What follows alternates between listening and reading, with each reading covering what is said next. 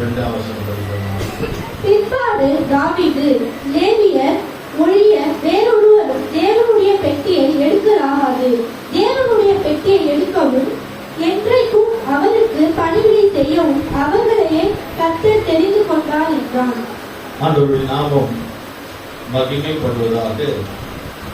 இங்கு தாவீது நாட்களிலே பார்க்கும்போது லேவியர் ஒழிய வேறொருவரும் தேவனுடைய பெட்டியை எடுக்கலாகாது, தேவனுடைய பெட்டி எடுக்கவும் இன்றைக்கும் அவருக்கு பணிவிடை செய்யவும் அவர்களே கர்த்தர் தெரிந்து கொண்டார். அந்த நாமம் மகிமைப்படுவதாக. கர்த்தருடைய பெட்டி என்று சொல்லும்போது உடன்படிக்கை பெட்டி. உடன்படிக்கை பெட்டியை சுமப்பதற்காக தேவன் தெரிந்து கொள்கிறார். லேவி கோத்திரத்தை தெரிந்து கொள்கிறார். ஒவ்வொரு ஜாதி கோத்திரத்தை நாம் பார்க்கிறோம். எல்லோரையும் உடன்படிக்கை பெட்டியை சுமப்பதற்காக அவர் அழைக்கவில்லை. அவர் யாரை அழைக்கிறார்? உடன்படிக்கை பெட்டியை சுமப்பதற்காக சிலரை, ஒரு குறிப்பிட்ட வேற சிலரை தான் அவர் தெரிந்து கொள்கிறார் என்று நாம் பார்க்கிறோம். கர்த்தருக்கு ஸ்தோத்திரம். தேவனுடைய பெட்டியை எல்லாரும் அந்த தேவனுடைய பெட்டியை தூக்க முடியாது, இறக்க முடியாது. அருமையானவர்களே, ஒரு நாள் இந்த தேவனுடைய பெட்டி வந்து கொண்டிருக்கும் போது எல்லாம் சந்தோஷமாய் பாட்டு பாடி டான்ஸ் ஆடி எல்லாம் வந்து கொண்டிருக்கிறாங்க. அப்போ அது மாட்டு வண்டியில வச்சு கொண்டு வராங்க. அது கொஞ்சம் சரியும் போது அது ஏதோ பள்ளத்துல விழுந்திருக்கும், ஏதோ ஒரு கல்லு மேல ஏறி இருக்கும். அந்த பெட்டி சரியும் பொழுது ஊசா என்ற ஒரு மனுஷன் அந்த பெட்டி தாங்கி பிடித்தான். அவன் நல்லதுதான் செய்தான். பெட்டியை தாங்கி பிடிச்சான். உடனே அவன் செத்து போனான். தெய்வ சித்தம் இல்லாதவர்கள், பாவியா இருக்கிறவர்கள், சுத்திகரிப்பு இல்லாமல் அந்த பெட்டியை தொடலாக்காது, தொட்டால் நமக்கு அது ஆபத்து தான். கர்த்தருக்கு ஸ்தோத்திரம். அப்போ இந்த பெட்டி என்று நாம் பார்க்கும்போது இந்த பெட்டியை சுமப்பதற்காக ஆண்டவர் ஒரு கூட்டத்தாரை அழைக்கிறார். பெட்டி தேவனுடைய பெட்டி. அந்த பெட்டியில் என்ன இருக்கு? தேவனுடைய பிரமாணங்கள், கர்த்தருடைய வார்த்தை. இப்போ கர்த்தருடைய வார்த்தை பிரமாணங்கள் அதுல இருக்கு. அதை தொடணும்னா, அது எடுக்கணும்னா நாம் மிகவும் கவனமாக இருக்க வேண்டும். அதனால்தான் அந்த பெட்டியை குறித்து பார்க்கும்போது அதே 1 நாளாகமம் புஸ்தகம் 15ஆம் அதிகாரம் 14ஆம் வசனம் படிக்க. பெட்டியை சுமப்பதற்கு முன்பாக ஒரு சுத்திகரிப்பு நமக்கு தேவை. 14, 15, 14. பின்பு லேவி 14, 15, 14. அப்படியே ஆசாரியரும் லேவியரும் இஸ்ரவேலின் தேவனாகிய கர்த்தரின் பெட்டியை கொண்டு வர தங்களை சுத்தம் பண்ணி கொண்டார்கள். கர்த்தருடைய பெட்டியை கொண்டு வருவதற்காக தங்களை சுத்தம் பண்ணி கொண்டார்கள். அப்போ கர்த்தருடைய பெட்டி தேவனுடைய பரிசுத்தமான பெட்டி, தேவனுடைய பரிசுத்தமான வார்த்தைகள், பிரமாணங்கள் அதில் இருக்கு. அப்போ அந்த பெட்டியை தொடுவதற்கு முன்னே, எடுத்துட்டு வரதுக்கு முன்னாடி என்ன செய்யணுமா? தன்னை சுத்திகரித்துக் கொள்ள வேண்டும். சுத்தம் செய்தாதான் அந்த பெட்டியை தொடரும். இங்க சுத்திகரித்துக் கொண்டார்களா? தன்னை சுத்திகரித்துக் கொண்டார். இப்ப 15ஆம் வசனம் படிங்க. பின்பு லேவி புத்திரர் கர்த்தருடைய வார்த்தையின்படியே மோசே கற்பித்த பிரகாரம் தேவனுடைய பெட்டியை அதன் தட்டுகளினாலே தங்கள் தோள் மேல் எடுத்துக்கொண்டு வந்தார்கள். கர்த்தருக்கு ஸ்தோத்திரம். இப்போ பெட்டியை சுமப்பதற்காக அந்த உடன்படிக்கை பெட்டிக்கு தண்டுகள் இருக்கு. தண்டுகள் தான் தெரியுமா? அந்த பூமியில் கொம்பு தண்டுகள், அத தோளில் வச்சு சுமப்பாங்க. நீங்க சின்ன வயசுல நம்ம எல்லாம் பார்க்கும்போது அந்த தேர் தூக்கிட்டு வரும். முத்தனார் கோயில ஒரு தேர் இருக்கும். 2 மூங்கில் கம்பு பெருசா இருக்கும், நல்ல பெரிய மூங்கில். அந்த பக்கம் இந்த பக்கம் 2 வச்சிருப்பாங்க. நடுவுல சாமி வச்சு தூக்கிட்டு வரும். அப்ப அது பாத்தீங்கன்னா இந்த பக்கம் 4 பேர், இந்த பக்கம் 4 பேர், 8 பேர் ஆச்சா. அடுத்த தண்டுல, அடுத்த கொம்புல மூங்கில அந்த பக்கம் 4 பேர், இந்த கிட்டத்தட்ட ஒரு 16 பேரு தூக்குவாங்க. ஏன்னா 5 பேர் 6 பேர் தூக்கிடுவாங்க. ரொம்ப தூரம் தூக்கணும்ல, தெருவா சுத்தணும். மாத்தி மாத்தி தூக்குவாங்க. அந்த மூங்கில், அந்த தண்டை தோல்ல தூக்கிட்டு போய் பாத்துருக்கீங்களா? நீங்க பாத்துருக்கீங்களா? பாத்துருக்கீங்களா? அப்போ தூக்கிட்டு போவாங்க. தோல்ல தான் சாமி தூக்குவாங்க. அப்படிதானே? இப்போ ஃபேஷன் ஆயிடுச்சு. இப்போ வந்து மாட்டு வண்டியில, மீன் பாடியில, எதுவும் கிடைக்கலன்னா அந்த குப்பை வண்டி ஒன்று இருக்குல்ல, அதுல விட்டு செட் பண்ணி தூக்கிடுவேன். ஏன்னா வழியில ரோடெல்லாம் வண்டி வச்சிருக்காங்க, எதுலேயே தூக்கி விடுறாங்க. அப்படி இல்லை, கண்ட பொருளையே கண்ட வண்டியில இருந்து தான் தூக்கி விடுறாங்க. அந்த உடன்படிக்கை பெட்டியை எதுல தூக்கணும்? தோடுல தூக்கணும். தோடுல தூக்கி வைக்கணும். அப்பதான் அந்த கஷ்டம் சுமக்கணும். அந்த உடன்படிக்கை பெட்டிய சுமக்கணும் தோடுல. புரியுதுங்களா? அப்ப சுமக்கு யார் சுமக்கிறார்களோ அவர்களை கர்த்தர் சுமப்பார். அல்லேலூயா. நம்ம இயேசப்பாவை சுமந்தால் அந்த உடன்படிக்கை பெட்டி எதை காட்டுகிறது? சபையை தான் காட்டுகிறது. பிரமாணத்தை, கர்த்தருடைய பிரமாணத்தை, சபையை, பைபிளை நம்ம சுமந்தால் கர்த்தர் ஒன்றே சுமந்தார். நிறைய பேர் பாருங்க, ஒரு சிலர் வாலிபர்கள் எல்லாம் பைபிள் அவங்க கொண்டு இங்க பரவாயில்ல, எல்லா வீட்லயும் பைபிள் இருக்கு. ஒரு சிலர் தான் பைபிளை சுமக்க மாட்டாங்க. நீங்க பைபிளை சுமந்தீங்கன்னா பைபிள் உங்களே சுமக்கும். ஒரு தாய் தன் பிள்ளைய தன் வயிற்றுல சுமக்கிறார் 10 மாசம். ஏன் சுமக்கிறா தெரியுமா? ஏன் தெரியுமா? இன்றைக்கு நான் சுமந்தால் ஒரு காலத்துல நான் வயசாகும் போது என் பிள்ளை என்ன சுமக்கும். அப்படிதானே? என் பிள்ளை என்ன சுமக்கும். கர்த்தருக்கு ஸ்தோத்திரம். அதுபோலதான் நம்ம கர்த்தருடைய வார்த்தையை, பிரமாணத்தை, பைபிளை, சபையை, ஊழியத்தை நம்ம சுமந்தால் கர்த்தர் நம்ம குடும்பத்தை சுமப்பார். அல்லேலூயா. கைகள் கட்டி ஆனால் நீங்க உடன்படிக்கை பெட்டியே தோல்ல சுமக்கணும்னா சுத்திகரிச்சுட்டு வரணும். அதனாலதான் நிறைய முறை சொல்றேன், திருவிருந்து எடுக்கிறதுக்கு முன்னாடி சனிக்கிழமை நேரத்துல வந்து சுத்திகரிகள் சொன்னா ஜனங்களுக்கு புரியணும். சுத்திகரிப்பு பண்ணிட்டு சுத்திகரிச்சுட்டு நீங்க வந்து திருவிருந்து எடுங்க. அப்படி எடுக்கிறதுனால என்ன ஆகும்னா நமக்கு கஷ்டம் வராது. கஷ்டம் வராது, வரணும். போன திருவிருந்து மீட்டிங்கு நம்ம அருளாதர் பிரதர் வந்தார், எபினேசருடைய அப்பா. நான் கேட்டேன், என்ன பிரதர் வந்து நீங்க சீக்கிரம் சுத்திகரிப்பார் வந்து ஆபீஸ்ல கேட்டேன் வேலையில, நான் இன்னைக்கு சுத்திகரிப்பு கொடுத்து போனேன். நமக்கு தைரியமா எதுக்கு மறைச்சு சொல்லணும். நான் சுத்திகரிப்பு கொடுத்து போனேன், நான் போறேன்னு சொல்லிட்டு வந்தார். அப்போ வந்து சுத்திகரிப்பு. சுத்திகரிப்பு இல்லாமல் அந்த பெட்டியை சுமக்க கூடாது. சுத்திகரிப்பு இல்லாம பரிசுத்த பந்தியில பங்கு பெறக்கூடாது. சிலர் என்ன சொல்லுவாங்க, நான் சுத்திகரிப்பு இல்ல, நான் அடுத்த மாசம் எடுத்துக்கிறேன். ஒரு சிலர் என்ன சொல்லுவாங்க, நான் 3 வாரம் வரல, பாஸ்டர் கொடுக்க மாட்டாரு. அப்புறம் அதுக்கு அடுத்த மாசம் வந்தா மட்டும் நான் கொடுப்பாரா? நம்மளே ஏமாத்திக்கிறது, வஞ்சிக்கிறது. நான் திருவிருந்து எடுக்க முடியாது, எடுக்காத, யார் வேண்டாம், நான் சும்மா உட்காந்துட்டு போ, சும்மா வந்து உட்காந்துட்டு போ, ஆராதனைக்கு வந்துட்டு போ. ஏன் திருவிருந்து எடுக்கணும்? அடுத்த மாசம் எடு, வா மீட்டிங். திருவிருந்து எடுக்கல, அதனால தான் நான் வரல. அப்ப மீண்டும் அடுத்த முறை வருவியா? ஏமாத்துற வேலை பாருங்க. நிறைய பேர் ஏமாத்தணும். புருஷனை ஏமாத்துறது, மனைவி ஏமாத்துறது, ஜனங்களை ஏமாத்துறது, எல்லாரையும் ஏமாத்தி ஆண்டவரை கூட சபையை கூட ஏமாத்துவாங்க. நீ நல்லா பாருங்க, நான் 3 வாரம் வரல, மாஸ்டர் திருவிருந்து கொடுக்க. சரி கொடுக்கல, நீ சபையில வந்து உட்காந்துட்டு போ, ஆராதனை அட்டன் பண்ணு, அடுத்த முறை வாங்கிடு, இதுலன்னா இப்போ அதனாலதான் நான் வரல. பழி யார் மேல போடுறது? ஆண்டவர் மேல. அப்ப ஏமாத்துறது தானே. 10,000 ரூபாய் கொடுக்குறாங்க, வருவியா? வேலைக்கு போறல, நான் 3 நாள் வேலைக்கு போல, 4வது நாள் எப்படி போறது? போகாமலே இருக்கோம். போறோம்ல வேலைக்கு போறதுன்னா பணம் கிடைக்காதுல்ல. அப்ப பணத்துக்காக ஓடணும்ல, பணத்துக்காக டெய்லி போறல, எவ்வளவு கஷ்டம் தானோ. அப்ப இது ஏமாத்துற வேலை தானே. அதனால சுத்திகரிப்பில்லாமல் ஆண்டவரை ஏமாற்றக்கூடாது, சுத்திகரித்துக் கொள்ள வேண்டும். அந்த உடன்படிக்கை பெட்டிய தோல்ல சுமக்க வேண்டும். தோல்ல சுமக்கிறதுனால கர்த்தர் ஒரு நேரம் போது இஸ்ரவேல் ஜனங்களை தேவன் அவர் தோளிலே சுமந்து கொண்டு வந்தார் என்று சொல்லப்பட்டிருக்கு. ஹல்லேலூயா. நீங்க உடன்படிக்கை பெட்டிய தோளில சுமந்தால் தேவனுடைய தோளில அவர் நம்மளை சுமப்பார். தோல் பட்ட எதை காட்டுகிறது தெரியுமா?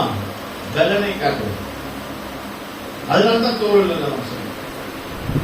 தோல் பட்டை ஒரு பலனை காட்டுகிறது. கர்த்தருக்கு ஸ்தோத்திரம். அருமையானவர்களே, அப்போ உடன்படிக்கை பெட்டியை நம்ம தோளில சுமக்கிறோம். அப்போ உடன்படிக்கை பெட்டினா பிரமாணம், வேதம், பைபிள், சத்தியம், உபதேசம், சபை. சபையை நாம சுமக்கணும். சபை நம்மளே சுமக்க கூடாது. நம்ம எப்ப ஜோம் பண்ண சொல்லிட்டே இருக்கிறோம். நம்ம சபையை சுமக்கிறோமா? அந்த உடன்படிக்கை சட்டத்தை தோல் கொடுத்தாரு. சபைக்கு நம்ம தோல் கொடுக்கிறோமா?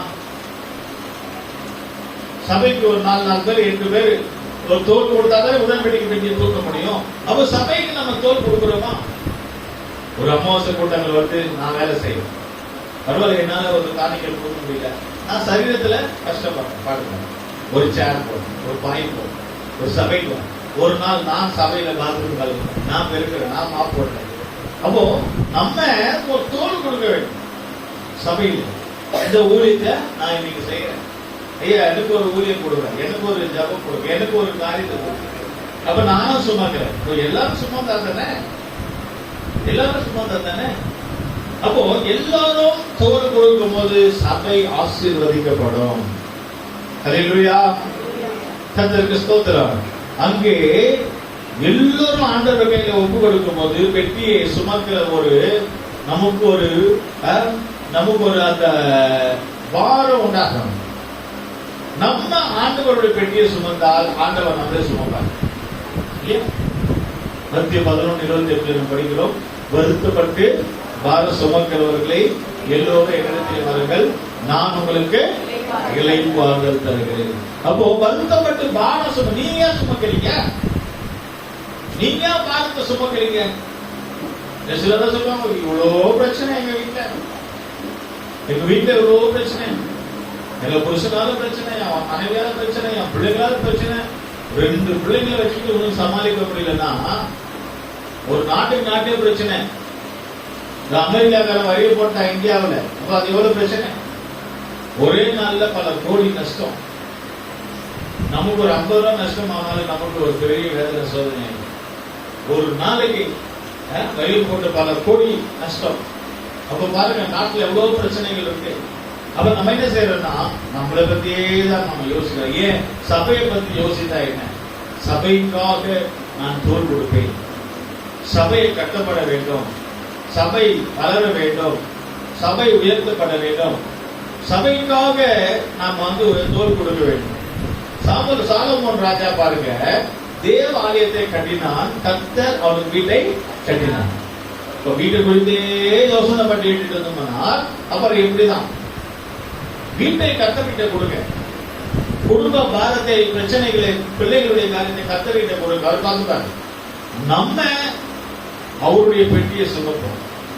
சபையை குறித்து ஒரு பாரு, ஜனங்கள்லாம் லேட்டா வராங்க.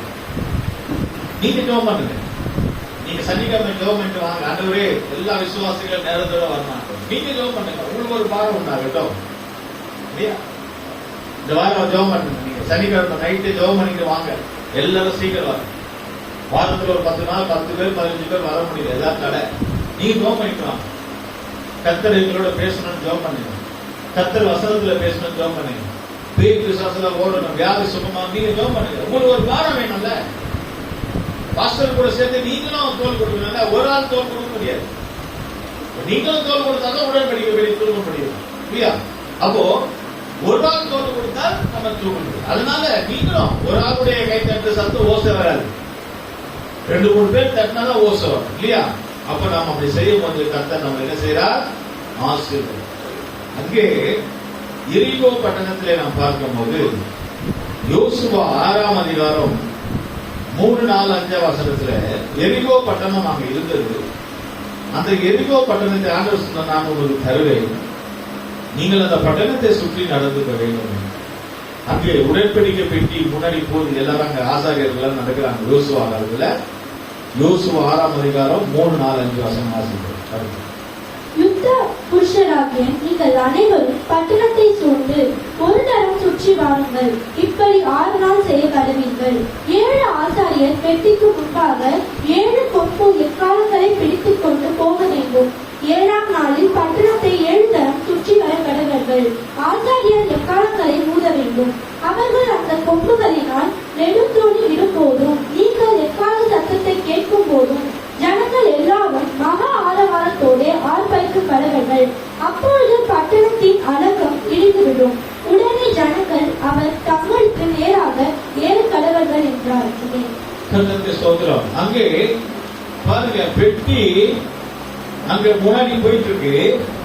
அங்கு ஆசாரியர்களும் மற்றவர்களும் என்ன செய்யணுமா? முன்னாடி போக வேண்டும். கொம்புகள் காணப்படுது. 7 கொம்பு 7 நாளில் பூரணம் தான். அந்த கொம்பு என்று சொன்னாலே தெய்வ பலத்தை காட்டுகிறது. அந்த கூடாத உடன்படிக்கை பெட்டி போகிறது. எல்லாரும் போகிறார்கள். போய் என்ன செய்தார்கள்? எக்காலத்தை ஊதினார்கள். அங்கே சுற்றி வளைத்து சுற்றி நடந்தார்கள். அப்பொழுது எரிகோவினுடைய பட்டணம் கதவுகள் மதில்கள் எல்லாம் விழப்பட்டது என்று நாம் பார்க்கிறோம். அல்லேலூயா. சாத்தானுடைய கோட்டை தகர்க்க வேண்டும் என்று சொன்னார். பிசாசுடைய கோட்டைகள் தகர்க்க வேண்டும் என்று சொன்னார்.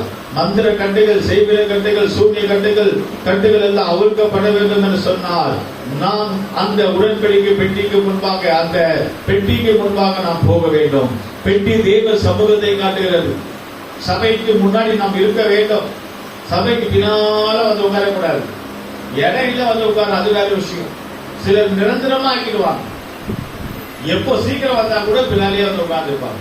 ஆனா இங்க பெட்டிக்கு முன்னாடி தான் போறாங்க ஜனங்கள். பெட்டிக்கு முன்னாடி போக வேண்டும். தேவ சமூகத்துக்கு முன்னாடி போக வேண்டும். கர்த்தருடைய சபையை சுமப்பதற்காக முன்னே வரணும். நான் வரேன், நான் செய்யறேன், ஏன் நான் பண்றேன், நான் அதை பண்றேன், நான் அதை செய்யறேன். கர்த்தருக்கு ஸ்தோத்திரம். அப்படியாக முன் வருகிறவர்கள், சபையை தாங்குகிறவர்களை கர்த்தர் செய்வார், ஆசீர்வதிப்பார். பிரச்சனை இருக்கு, எதிர் வீட்டுக்கார பிரச்சனை பண்றான், பக்கத்து வீட்டுக்கார பிரச்சனை பண்றான், வீட்டுல ஒரே பிரச்சனையா இருக்கு. பிரச்சனை இருக்குதான். எரிகோ விழப்படணும், எரிகோவினுடைய பிசாசுகள் விழணும் என்று சொன்னால் அவர்கள் பெட்டிக்கு முன்பாக நடந்தார்கள். நீங்க கர்த்தருக்கு முன்பாக நடந்து கர்த்தருடைய சபைக்கு முன்னாடி நேரத்தோட சீக்கிரமாக வந்தீங்கன்னா தான் உங்க பிரச்சனைகள் மாறும். உங்க பிரச்சனைகள் மாறும். குடும்பத்தில் இருக்கிற பிரச்சனைகள் மாறும். குடும்பத்தில் இருக்கிற கஷ்டங்கள் மாறும். குடும்பத்தில் இருக்கிற எல்லாத்தையும் ஆண்டவர் என்ன செய்வார்? மாற்றி விடுவார். அல்லேலூயா. கர்த்தரை தேடுங்கள். பரிசுத்த அலங்காரத்துடனே கர்த்தரை தொழுது கொள்ளுங்கள். அருமையானவர்களே, நாம் அதை சுமக்கும் பொழுது கர்த்தர் நம் ஆசீர்வதிப்பார். ஒரு தாய் தன்னுடைய வயிற்றிலே ஒரு குழந்தையை சுமக்கிறார். அவர் சந்தோஷப்படுவார். ஏன்னா நான் கன்சீவ் ஆயிட்டேன், ஒரு குழந்தை பிறக்க போகுது. ஆனால் இங்கே மரியாள் ஏசப்பாவை வயிற்றில சுமக்கும் போது அவளுக்கு ஒரே பயம் நிற்கலாம். ஏன்னா அவள் கல்யாணமே ஆகல. விவாகம் ஆகாமல் ஒரு கன்னி பெண்ணாக இருந்தால், ஆனால் பரிசுத்தாக வைத்து இயேசு அவர் சுமந்தார். ஒரு கஷ்டம் இல்லாமல் இருந்திருக்கும். எவ்வளவு பேர் நிந்திச்சிருப்பாங்க, எவ்வளவு பேர் துன்பப்படுத்திருப்பாங்க, எவ்வளவு பேர் தப்பா பேசியிருப்பாங்க. எப்படி கல்யாணம் பண்றதுக்கு முன்னாடி புள்ள வயிற்றுல வந்துருச்சுங்க, எவ்வளவு பேர் கேள்வி கேட்டிருப்பாங்க, எவ்வளவு பேர் திட்டிருப்பாங்க. அந்த நிந்தையும் அந்த கஷ்டத்தையும் அந்த எல்லாத்தையும் அவள் சகிச்சா, இயேசுவை சுமந்தார். இன்றைக்கு வரைக்கும் அந்த இயேசுடைய தாயை மரியாதை எல்லாரும் நினைக்கிறாங்க. ஆமென். ஹல்லேலூயா. எத்தனையோ பெண்கள், மரியாதை காட்டிலும் பணக்கார பெண் வந்து எலிசபெத் ரொம்ப அழகா இருக்கும். அவரு யாரும் நினைக்கலையே. யோவான் சாணகனுடைய இயேசுவே ஞானஸ்நானம் கொடுத்தவருடைய அம்மா எலிசபெத் யாரும் நினைக்கல. ஆனா மரியாதை மட்டும் ஏன் நினைக்கிறாங்க? அவங்க பட்ட கஷ்டம், அவங்க பட்ட இந்த அவமானம் வயிற்றுல சுமந்தாங்க. அதனாலதான் கர்த்தர் அவர்களை ஆசீர்வதித்தார். கடந்த நாட்களில் பார்த்த கழுதை, ஒன்றுமில்லாத கழுதை, யாரும் ஏறி போகாத ஒரு கழுதை. அந்த கழுதை யாரும் அந்த கழுது மேல ஏறல. இயேசு அந்த கழுது மேல உட்கார்ந்தார். இயேசுவை அந்த கழுதை சுமந்தது. அந்த கழுதைக்கு மரியாதையும் மதிப்பும் கனமும் கூடியது. எல்லாரும் அந்த கழுதைக்கு வந்து வணங்கி சொல்றாங்க. தன்னுடைய வஸ்திரங்களை கீழே விரிக்கிறாங்க. இல்லையா? அந்த கழுதைக்கு என்னெல்லாம் பண்ண கனம் பண்ணிருப்பாங்க.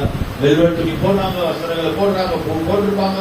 ஏன்னா கழுதை மேலே வருகிறவர் இயேசு. அல்லேலூயா. கழுதையாக நம்ம தான் கழுதை. நம்ம கிட்ட ஏசப்பா இருந்தார்னா எல்லாம் கனம் மகிமை நமக்கு இருக்கும். ஏசப்பா இல்லைன்னா அந்த கழுதைக்கு வேலையும் இல்லை. அது பணக்கார வீட்டுல இருந்தாலும் சரி, அது எங்க இருந்தாலும் சரி, வேல்யூ இல்ல. அந்த கழுதை மேல இயேசு எப்போ வந்தாரோ அன்றைக்குதான் அந்த கழுதைக்கு மதிப்பு. நீங்க சபையில வரும்போது உங்களுக்கு ஒரு மதிப்பு கொடுக்குது. சபைக்கு வரலன்னா உங்களுக்கு ஒரு மதிப்பு இருக்கும். நீங்க நல்லா சபைக்கு வரும்போது 10 பேர் உங்களுக்கு சோத்திரம் பண்ணுவாங்க. சோத்திரம் சிஸ்டர், சோத்திரமா, சோத்திரம் பிரதர் சொல்றாங்க இல்லையா, மதிப்பு மரியாதை கூடுது. சபைக்கு வரும்போது உங்களுக்கு சேர் போடுறாங்களா இல்லையா? சேர் போடுறாங்க. இந்த சேரை உங்களுக்கு துடைக்கிறாங்க. உங்க வீட்டுல கூட நீங்க சேர் துடைக்கணும். இங்க சேர் துடைச்சு உங்களுக்கு உட்கார வைக்கிறாங்க. அந்த மதிப்பு எங்க இருந்து வந்துச்சு? அந்த மரியாதை எங்க இருந்து வந்துச்சு? உங்க கூட இயேசு இருக்கிறதுனாலதான். அல்லேலூயா. உங்களை உட்கார வைக்கிறாங்க, சேர் போட்டு உட்கார வைக்கிறாங்க, சேரை துடைக்கிறாங்க இல்லையா? அப்போ சபைக்கு வந்தாதான். இப்ப சபைக்கு வரல, உடன்படிக்கை பெட்டியை சுமக்கல, அந்த பெட்டியை சுமக்கலன்னா நீ சபைக்கு போறனா பக்கத்து வீட்டுக்காரனே வந்து திட்டுவான். இன்னைக்கு ஞாயிற்றுக்கிழமை தானே, ஏன் சபைக்கு போல? சோந்து பக்கத்து வீட்டுக்காரன் இப்படி சொல்லுவான், பேசுவான். ஏன் ஞாயிற்றுக்கிழமை சபைக்கு போல? கேட்பாங்களா? கேட்க மாட்டாங்க. கேட்பான், கேட்பான், கண்டிப்பா கேட்பான். நீங்க மட்டும் இல்ல, என்னையதான் கேட்பான், என்னையதான் கேட்பான். எங்க பக்கத்து வீட்டு அம்மா கேட்குது, இன்னைக்கு உங்களுக்கு சபை இல்லையா? சொல்லி போயிட்டு அவங்க இந்துக்காரங்களே நம்ம கேட்கிறாங்க, ஏன் சபைக்கு போல? எவ்வளவு அசிங்கம் வந்து இதை காட்டில நமக்கு எவ்வளவு அசிங்கம். ஆனால் இங்க கழுதை மேல இயேசு வருகிறார். அந்த இயேசுவை கழுதை சுமந்தது சந்தோஷத்தோட. இயேசப்பா சிலுவையை சுமந்தார் சந்தோஷத்தோட. அந்த சிலுவையினுடைய கஷ்டம் தான் இயேசப்பாவை மகிமைப்படுத்துது. ஹல்லேலூயா. எத்தனை பேர் இந்த நாட்களில உடன்படிக்கை பெட்டியை, தேவனுடைய பெட்டியை சுமக்க தோல் கொடுக்க வாஞ்சிக்கிறீங்க. தோல் கொடுப்பமாக. அப்படி என்ன தோல் கொடுக்கிறது? ஒரு சபைக்கு லட்சமா கொடுக்கணும், பணம் கொடுக்கணும், அப்படியா? அப்படி இல்ல. நீங்க தோல்ல தூக்குனா போதும் அந்த பெட்டியை. நீங்க நேரத்தோட வந்து ஒரு 2 சேர் போட்டா போதும், 2 பாய் போட்டீங்கன்னா போதும். தோல் கொடுக்கறதான். பாஸ்டருக்காக ஜெபம் பண்ணணும். ஆண்டவரே, எங்க பாஸ்டரை பலப்படுத்த ஆண்டவரே.